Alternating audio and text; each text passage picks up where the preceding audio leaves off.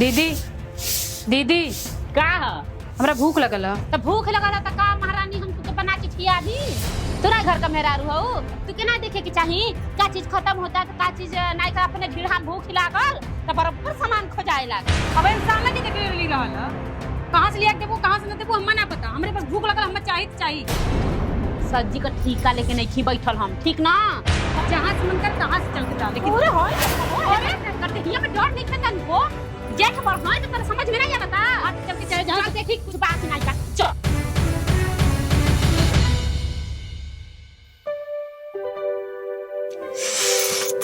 कितना गर्म हो तो भगवान जाने। अरे बाप रे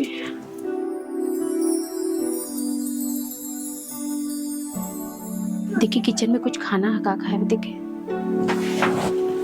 देख लेते।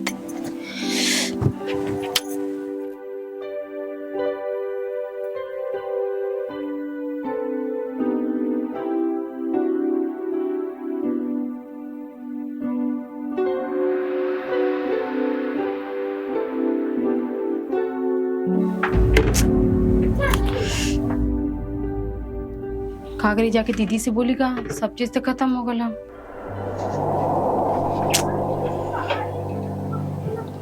दीदी से पूछ लेते जाके।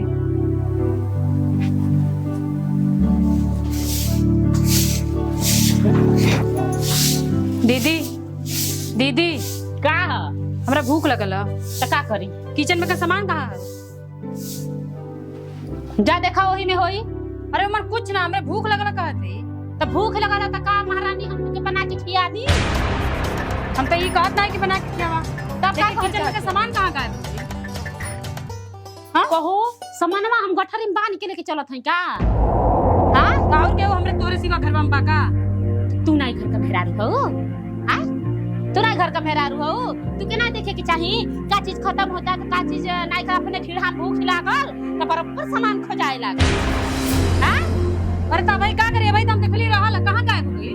कहां गायब हो गई? चुरा के घर में धर दिया का कि नहीं हरे ससुर भेज दिया। हां हमार नहीं हरो हिंगा बनतबार हो गए। तोहर बनतबार तो हमार बिगड़वार ना ठीक है। बहुत एडवांस मत बोल। हां तो जाके खोज कि कहां बा कहां नहीं बाटे। हम काम करते हमके काम हम करे दो। ये कौन बात भेल काम करत अपन कुछ पूछा दिया। अब भाई सामने के देखली रहल अब भाई सामान कहां से गायब हो गई? तो आखिर तू कोई हल का चाहत यार हटा हमने से है चलो हटा। हेलो झाड़ू मार तो समझ में ना आवता। हमरे भूख लगल है। तो का करी माता जी बना के देई ए महारानी बना के खियाई तुके। अरे हम तो कहत नहीं कि तू बना के खियावा। हम तो पूछे थे कि किचन में का सामानिया कहां गायब हो गई? समनिया में अपने पूरा फूके खाती दैले बड़ी की मोरत हमरे ऊपर धरा के फुकाई। हां ऊपर धरा के फुकाई। तो चाहता बारो कि जल्दी मर जाए जल्दी से लेके सजी फूक खा के भ दी। हां चाहत है यो। हां तू तो लेके सजी पहले सबू बैठ के। हां काहे न पेलसी बतावा। अब इस समो के हम तेरे सामान रहल सुबह कहां से गायब हो गई सामान? का हमरा के देखत हो चल के काहे न कुछ दे तू। कहां से लिया देबो कहां से न देबो हमरा ना पता। हमरे पास भूख लगल हमरा चाहिए। सब्जी का ठीका लेके नहीं खी बैठल हम ठीक ना। घर में से लेके बाहर आ ले। हां हम हो आदमी है जानवर नहीं है ठीक ना। तो हम का जानवर है हम भूखैले रही। जहां से मन कर तहां से चल के डाल लेकिन पूरे होय देखो हो अरे कर दे हिया में डर नहीं खाता इनको जेठ पर होय तो तेरे समझ में नहीं आता। आज चल के चले जहां देखी कुछ बात नहीं बा चल चल देखो तानी चल खतन घर में कुछ बात ही नहीं।